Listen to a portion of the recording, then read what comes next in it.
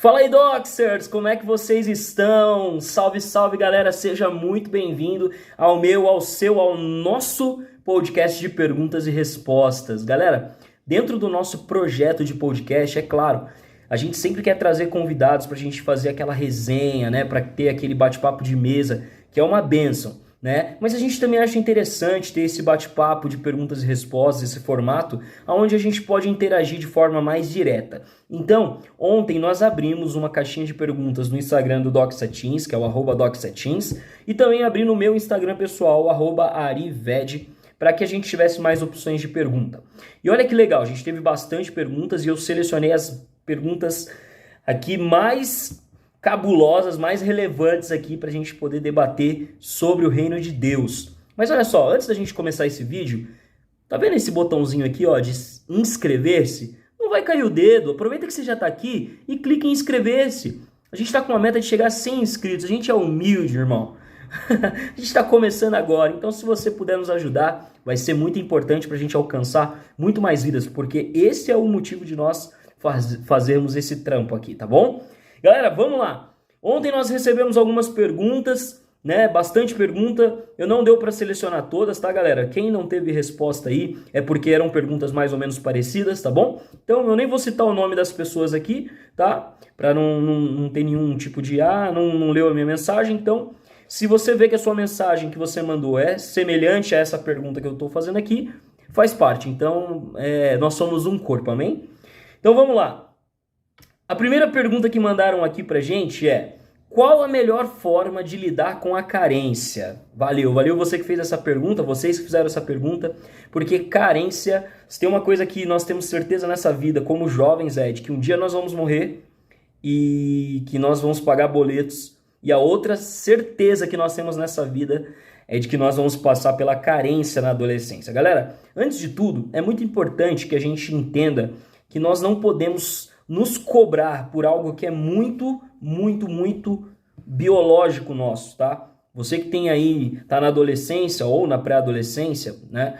Você vai ter um período aí, cara, que você vai precisar ter muita sabedoria para lidar com os seus hormônios, né? Com os seus sentimentos, né? Lidar aí com toda essa parada que tem aí, tá? Mas a melhor forma de lidar com a carência, né? Para quem é um jovem cristão, principalmente porque a carência, ela sim, leva a muitos pecados que podem nos afastar de Deus, né? Que podem esfriar a nossa fé. Mas é muito importante que a gente entenda de que Deus ele não está em um trono com o dedo apontado para nós, nos julgando. Esse não é o perfil de Deus. Deus ele é justo, obviamente que a justiça de Deus ela fez com que existisse a lei da semeadura. Então tudo que nós fazemos, absolutamente tudo, gera consequências. Tudo que nós plantamos, nós colhemos, tá? E Deus ele não vai nos livrar das consequências dos nossos atos, galera.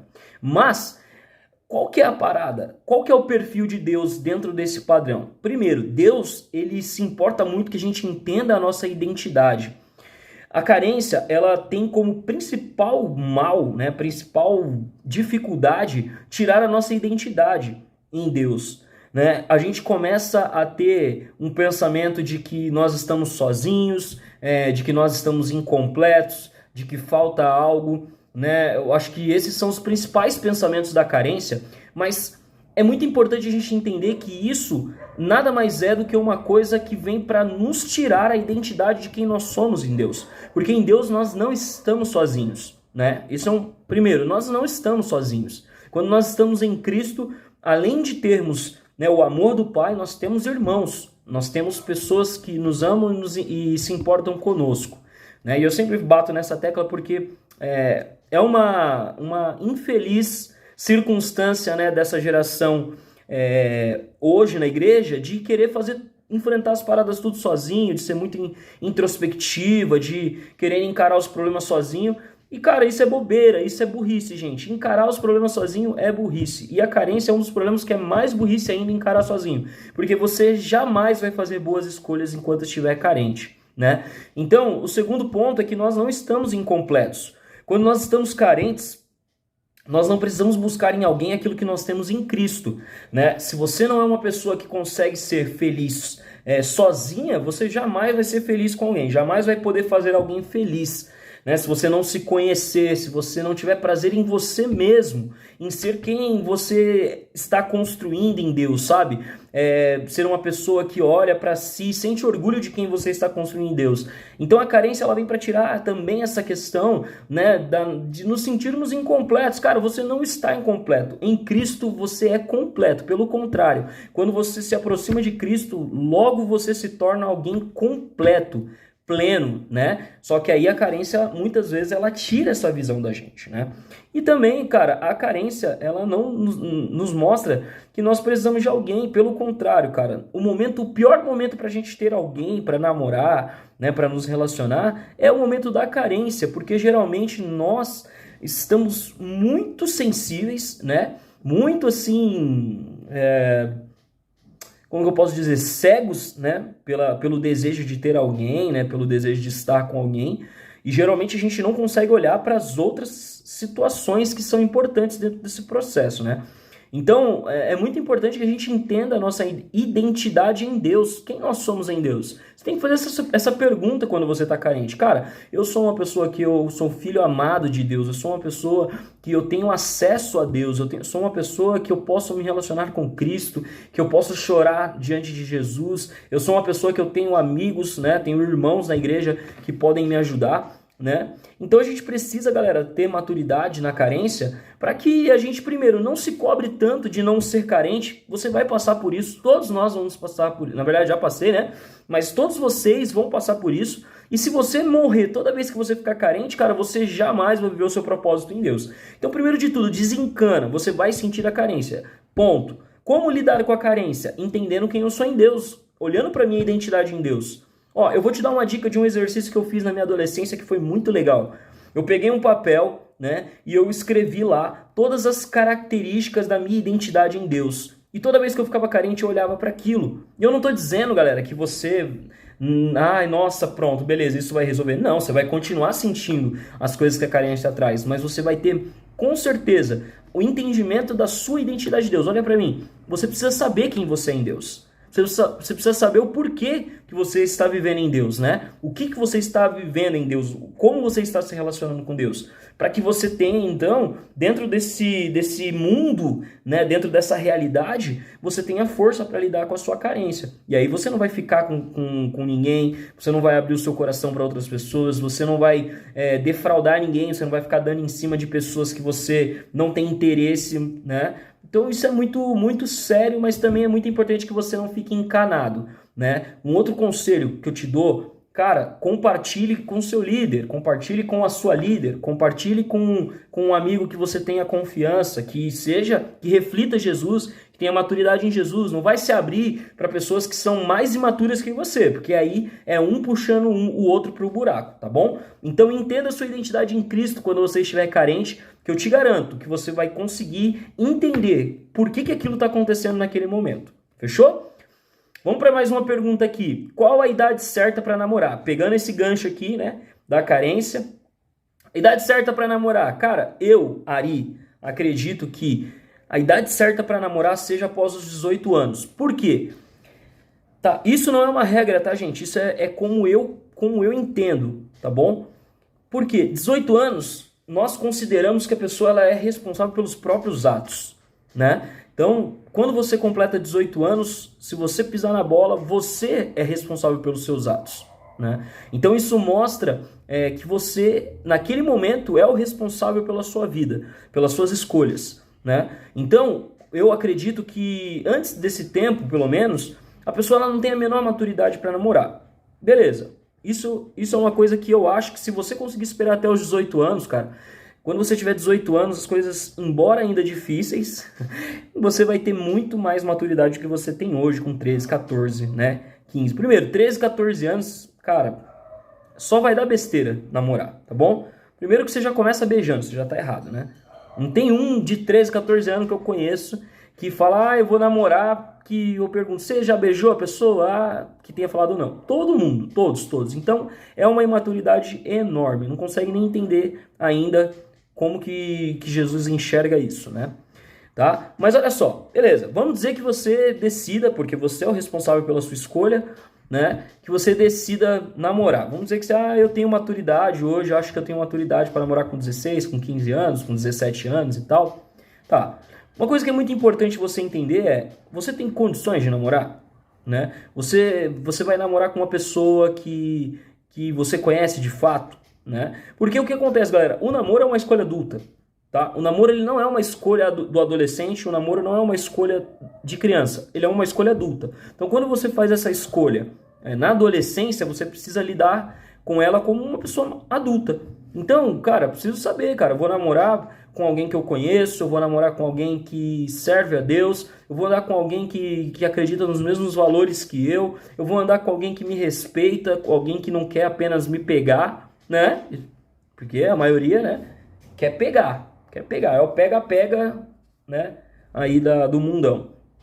Então você precisa entender, cara, vou fazer escolhas hoje com 16, 15 anos, com 17 anos. Será que eu tô pronto para fazer essas escolhas? Será que eu tenho bagagem emocional para lidar com o que o namoro traz? Né? Se eu for traído, se eu não gostar da pessoa depois, se a pessoa me dispensar, como que eu vou lidar com isso? Vou me afastar de Cristo? Cara, são muitas coisas muito sérias que acontecem quando você namora. Então, se você não tem maturidade, bagagem emocional para lidar com isso, eu já te digo, cara, se bater num aconselhamento com o seu líder, ele vai falar para você que é melhor não, né? Aí você vai teimar, porque você quer beijar na boca, e aí você vai namorar. E aí você tem uma chance boa de dar ruim e tem uma chance de dar certo também, porque nada absolutamente, galera, significa que vai dar errado, tá bom? Mas as circunstâncias e as estatísticas sempre apontam para que realmente existe uma idade melhor para pensar em namorar, né? Até porque existem coisas muito mais importantes quando você tem aí 15, 16 anos, 13, 14, para se pensar, né? A galera que tem aí 16, 17, ainda mais, porque você tem que começar a pensar se você vai trabalhar, no que você vai estudar, em fazer um curso, né? E principalmente em desenvolver o seu chamado em Deus. Se você se converteu antes dos 16 anos, se você se converteu na sua adolescência, esse é o melhor momento da sua vida para você investir no seu chamado. Esse é o melhor momento da sua vida para você ter experiências dentro do grupo de jovens, dentro do grupo de adolescentes.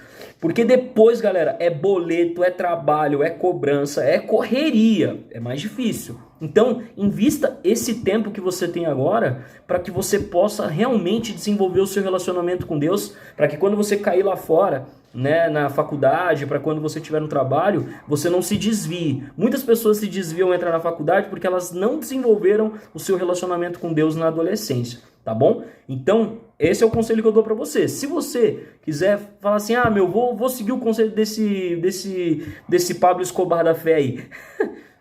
Deus está olhando você zoando meu bigode, hein? Mas se você quiser ouvir esse conselho, eu falo pra você, cara, eu namorei antes dos 18 anos e foi cagada, foi zoado, não funcionou nada, né? Namorei também depois dos 18 e também não significa que deu certo. Teve um relacionamento depois dos 18 anos que também não deu certo, né? Então, cara, sinceramente, acho que tem muitas coisas mais importantes pra você viver do que namorar agora, tá bom? Vamos pra próxima pergunta aqui que eu tô gostando de ver.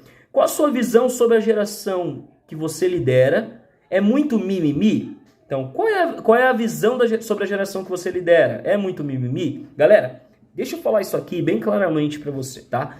Eu acredito na geração que eu lidero.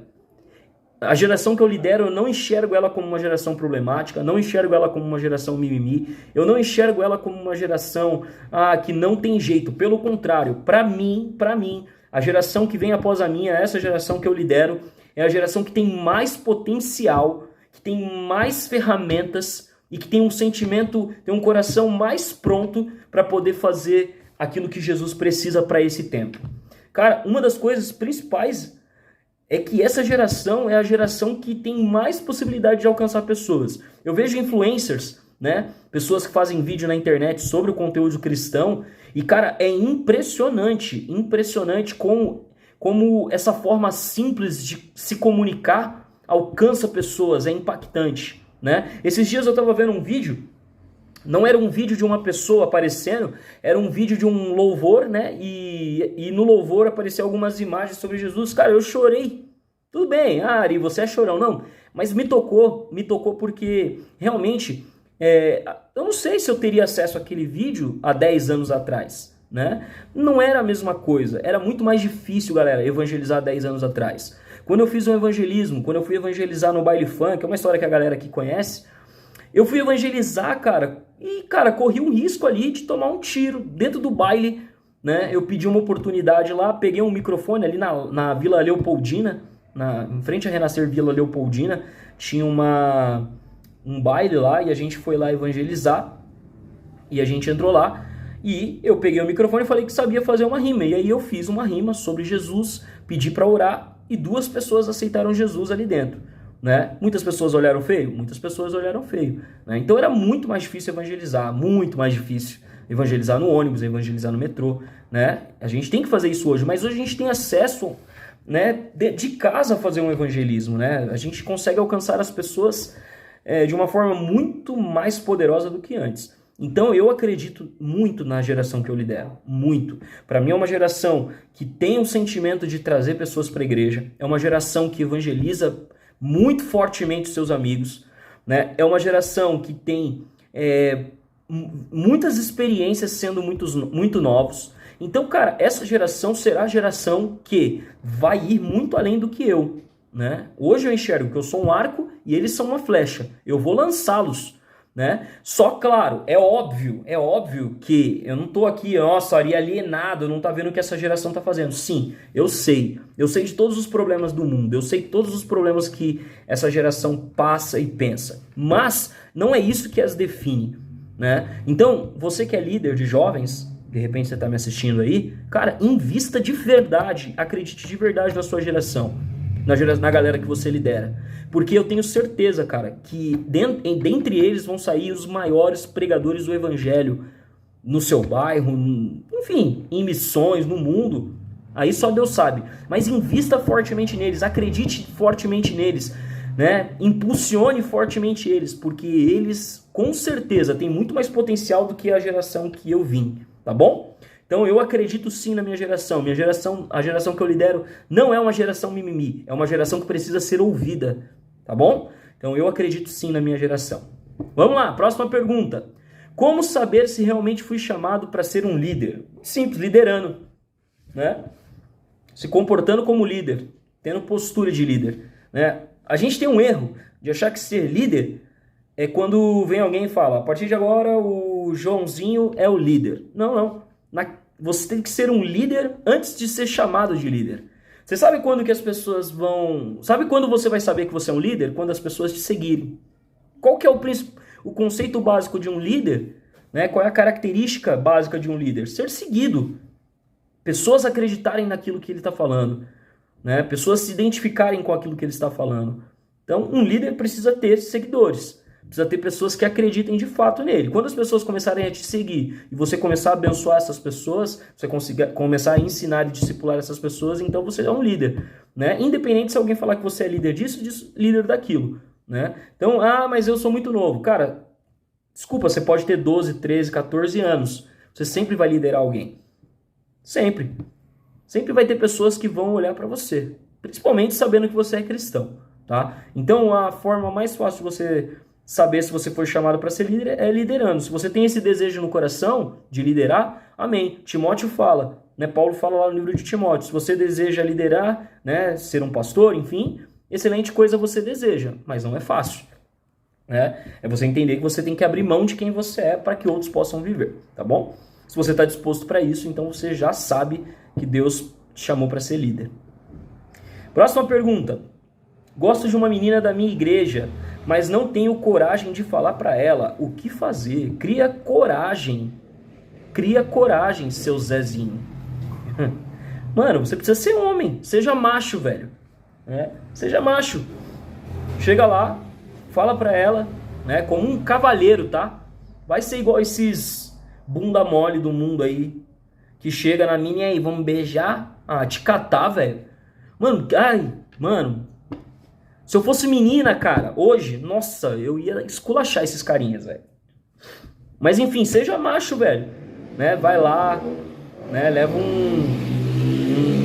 alguma coisa pra menina, chama ela pra tomar um suco, chama ela pra tomar um sorvete, né? Seja macho, fala primeiro pro teu líder, cara, me ajuda, eu tô gostando dessa menina, e vai lá e fala pra ela, porque se você não falar, primeiro, ela não vai saber, você não vai saber se você tem chance ou não, e terceiro, vai vir alguém que vai falar e vai levar, e você vai ficar, ó, chupando o dedo, fala. Se você tomar um não, glória a Deus, segue em frente, tá bom? Então, é isso, é fácil, cara. Cara, vira macho, seja macho, tá bom? E as meninas não, tá, meninas? Você gosta de ficar falando pros meninos, eu gosto de você, não sei o quê. Meu, cuidado, viu? Cuidado, menino é igual um coiote, fica só esperando as ovelhinhas, tá bom? Toma cuidado, cuidado para quem você abre o seu coração. Vamos para a próxima. Com a facilidade da internet, você acredita que a forma de evangelizar mudou? De evangelizar, não. De se comunicar, sim. Tá? Então, tipo assim, hoje em dia não funciona entregar um panfletinho na rua. Cara, funciona. Funciona. Você falar de Jesus para seus amigos na escola, funciona. Né? Você fazer como as pessoas faziam no passado, ir na praça lá, subir em cima de um banco e pregar sobre o evangelho, funciona. Né? Porque não se trata da nossa qualidade, se trata do Espírito Santo. É ele que faz as coisas, é ele que alcança as pessoas. Né? Agora, a forma de se comunicar, ela mudou. Como eu acabei de dizer, a nossa geração ela tem ferramentas muito mais ricas. Né? Eu lembro que no nosso mês de evangelismo, aliás, galera, agora em junho, nós teremos o nosso mês de evangelismo. Hein? Se prepare, porque eu estou preparando missões muito, muito impactantes pra gente. Mas enfim, ano passado a gente fez um evangelismo no Farol, com cartazes, falando do amor de Deus. Nós fomos orar na porta do hospital. Fizemos cartinhas, né, entregamos para pessoas, né, e colocamos ali no correio das pessoas. E, cara, volta e meia a galera tá mandando aí para mim estratégias de evangelismo que a gente vai colocar em prática aí nesse mês de evangelismo. Então, assim, fora das mídias sociais, você pode usar diversas estratégias, usar as estratégias antigas, né? Se o Espírito Santo estiver nisso, ele vai alcançar as pessoas. Agora, a internet, ela trouxe ferramentas para a gente evangelizar. Eu vou dar um exemplo. Tem o culto dos teens. Cara, se você tem o WhatsApp ali, todos os seus amigos da escola, ou a maioria dos seus amigos da escola, os amigos antigos, os amigos da sua rua, qual que é a forma que você pode evangelizar? Vou mandar o flyer aqui do evento, do culto. Convida as pessoas. Né? Porque senão fica depois, nossa, não vem ninguém diferente na igreja. Você convidou a criatura. Convide, meu amado. Convide, cara, vai fazer diferença. Nós tivemos inúmeros casos de pessoas que vieram a cultos dos teens ou conferência, enfim, eventos, né? Através da internet, pessoas que foram alcançadas por essa ferramenta. Então, sim, a internet trouxe uma ferramenta poderosa para a gente potencializar o reino de Deus, tá bom? É muito importante a gente entender, o evangelho não depende da internet, tá bom? O evangelho, ele por si só, ele é poderoso. Mas a internet, ela é um canal de se comunicar muito poderoso. Então, a forma de se comunicar é diferente. Hoje você consegue fazer ações através de vídeos, através de fotos, através de postagens, você consegue alcançar vidas, tá bom? Mas nada se compara ao evangelismo pessoal. Fechou? Vamos para a próxima. Como foi sua adolescência na igreja, Ari? Não queria ficar falando muito de mim hoje não, galera, mas tá bom. Essa aqui eu vou responder, eu acho que foi a única que acabou passando aqui, eu não vi. Mas enfim, a minha adolescência na igreja, primeiro, eu não fui o jovem exemplo da igreja, tá? Eu não fui o jovem modelo da igreja. Pelo contrário, eu fui o jovem que mais deu trabalho na igreja, tá? Eu dei muito trabalho. Eu era muito carente, eu era um cara muito difícil. Eu vim de uma realidade difícil, sentimental. Então, assim, eu era um cara que era muito apaixonado por Jesus, como sou hoje. Acho que aquele mesmo sentimento que eu tinha quando eu me converti é o mesmo que eu tenho hoje. Isso é incrível, né? Eu continuo amando salvar vidas, eu continuo amando falar de Jesus. Mas, embora eu tivesse esse perfil de ser um cara que estava em tudo, que participava de tudo, que era o primeiro a estar em tudo. Eu fui um jovem, um adolescente bem problemático, tá? Bem problemático. Eu tive pastores que realmente tiveram muita paciência comigo, realmente acreditaram que eu não era o que os meus erros mostravam, né? Tive bons amigos que caminhavam comigo, bons amigos mesmo, que me impulsionaram, que chamavam minha atenção, que me batiam quando eu, assim, no sentido figurado e físico, tá? Alguns amigos meus realmente puxavam a minha orelha. Até porque a maioria da galera que eu andava era mais velha que eu. E eu tive pessoas realmente, principalmente os pastores que eu tive, que me forjaram, que tiveram muita paciência, que não me descartaram. Mas, galera, eu não fui um jovem modelo. Mas, assim, em compensação, ninguém podia falar a respeito do meu sentimento. Ninguém podia falar a respeito de que eu não amava a Cristo. Ninguém podia falar que eu não amava servir a Deus, que eu não amava fazer a obra de Deus. Mas eu precisei, de fato, ser muito, muito discipulado, muito, muito formado para poder hoje realmente chegar onde eu cheguei, né? Então é o que eu sempre falo, galera, ninguém chega a lugar nenhum sozinho, né?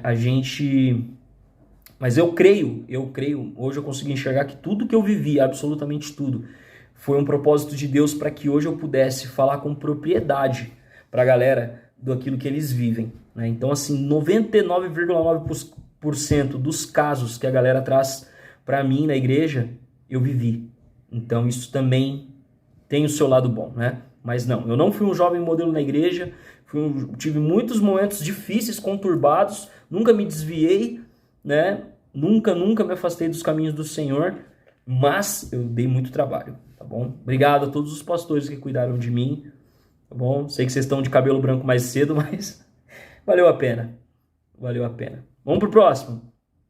Sou novo na igreja e queria aprender sobre Jesus, mas não entendo muitas coisas da Bíblia. Dicas? Pô, muitas. Primeiro, a Bíblia, comece a ler a Bíblia no Novo Testamento. Primeiro que a linguagem do Novo Testamento ela é mais fácil, né, ou menos difícil, como você entender. Segundo que fala do foco principal da Bíblia, que é Jesus, né, é a história principal da Bíblia. Então leia o Novo Testamento, porque tem a ver com o que nós vivemos hoje, né? O Velho Testamento ele é muito importante, principalmente os profetas, né? Mas tem um contexto muito mais histórico e que em alguns momentos algumas coisas você não vai entender por causa da cultura da época, né? Uma segunda dica que eu te dou, cara, leia a Bíblia, né, com um dicionário do lado ou com o Google do lado e toda e qualquer palavra que você não entender, você vai lá e pesquisa. E você coloca na sua Bíblia escrito o que aquela palavra significa. Quando você entender o que aquela palavra significa, o texto vai fazer assim, ó. Uau! Né? Então essa é uma dica muito boa. E uma terceira dica que eu quero te dar, assista séries que tenham um conteúdo cristão, que falem propriamente da Bíblia, né? Eu vou falar que a que é melhor que eu vi hoje, que é o The Chosen, né? Então, assim, The Chosen realmente foi incrível para mim, mudou muita coisa na forma de entender a Bíblia. Mas tem outras, né? Tem aquelas que passaram na Record, que tem muita coisa que é legal assistir, enfim. Mas são essas 3 dicas aí, tá bom? Mas que bom que você tem desejo de aprender sobre a Bíblia. Vai para cima, mano. Devora essa Bíblia. Devora ela, tá bom? Vamos para mais uma. Vocês têm acampamento? Acampamento. Galera, legal. Nós tivemos acampamento em 2022, né? Isso, 2022, isso. Tivemos acampamento em 2022, né? E teremos agora em 2023, em novembro, tá bom?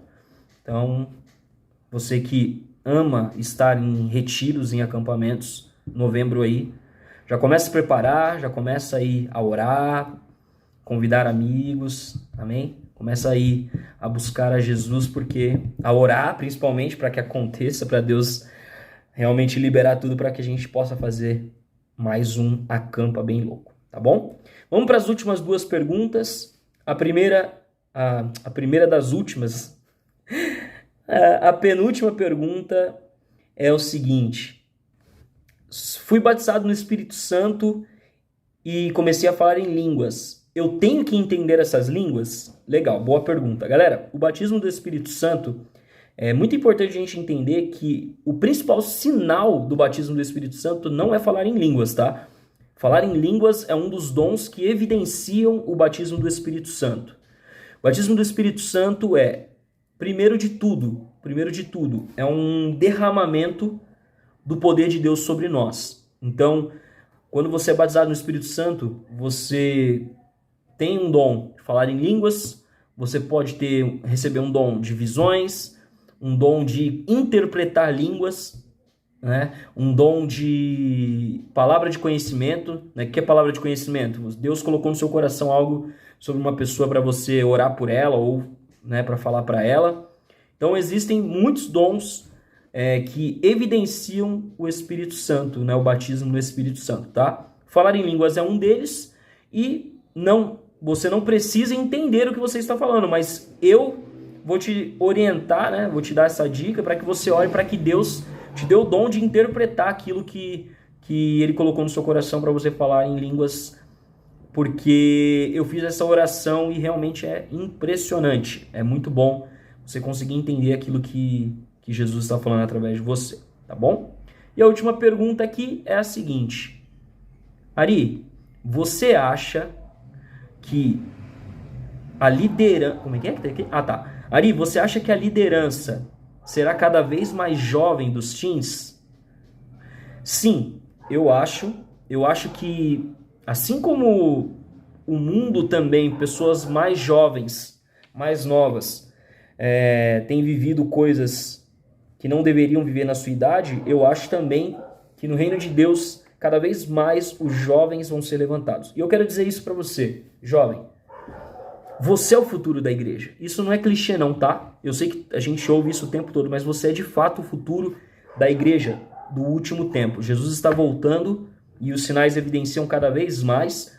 E você foi escolhido para ser a geração que vai alcançar pessoas de uma forma muito mais poderosa. A internet, ela foi um propósito de Deus. Eu acredito muito nisso.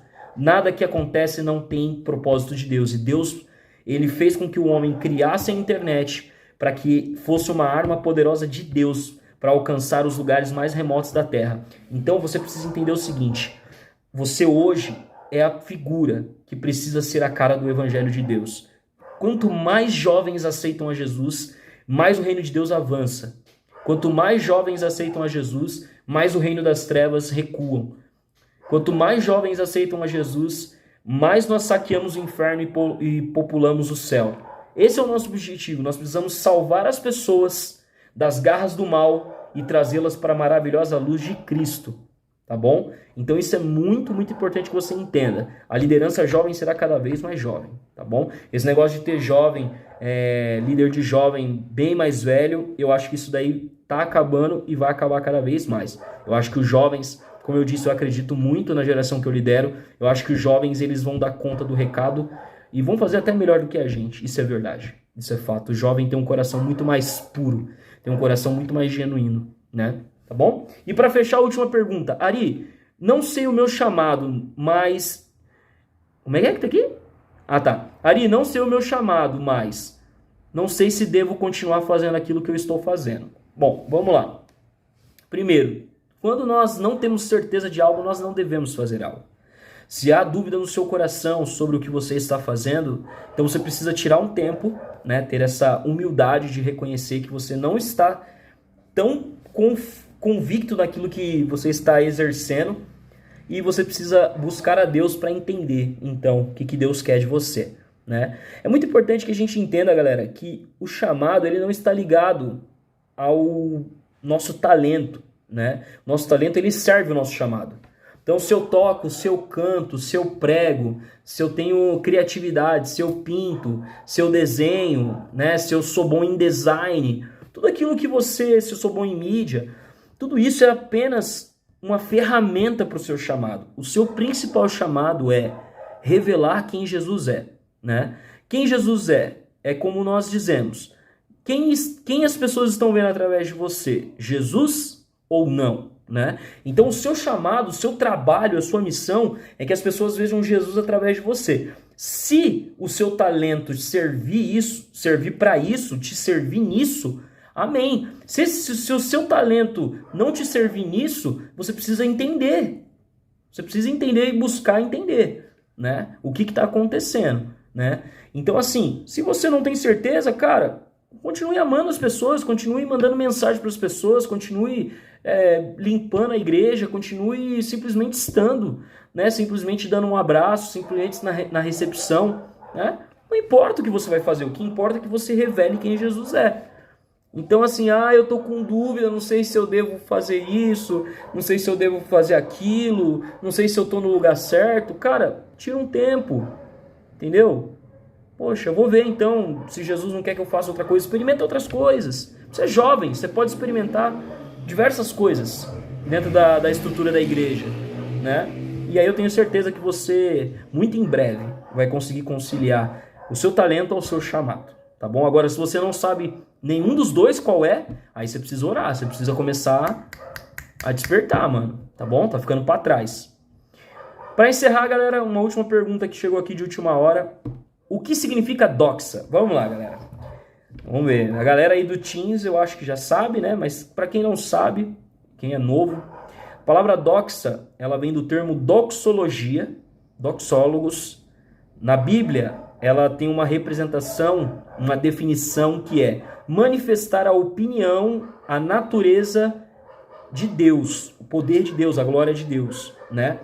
Romanos 8,19 fala que o mundo aguarda ansiosamente pela manifestação dos filhos de Deus. Então, nós cremos que nós fomos chamados para revelar a natureza de Deus. Nós somos chamados para revelar a opinião de Deus e nós somos chamados para revelar a glória de Deus, né? Através da nossa vida. Nós não somos apenas grãos, né? Não é porque, não, a gente não a gente é só um grão de areia. É verdade, diante de Deus nós somos muito pequenos. Mas foi isso que Jesus fez. Ele morreu por pessoas que não têm importância nenhuma para que a gente possa viver. Então, se ele fez isso por nós, é porque ele acredita que nós temos um propósito. E o nosso propósito é revelar ele, né? Revelar a doxa de Deus, revelar a glória de Deus, né? Então, doxa significa isso. Nós somos chamados, escolhidos para revelar a natureza de Deus. Valeu, galera? Bom, vamos encerrando por aqui. Você que curtiu esse vídeo, dá um curtir aí, manda para um amigo. Se você ficou com alguma dúvida, coloca aí nos comentários. Dá uma comentada aí se você curtiu esse vídeo. Vamos crescer e vamos aprender cada vez mais de Deus. Tá bom, galera? Fica com Deus. Valeu, é nóis. Fui!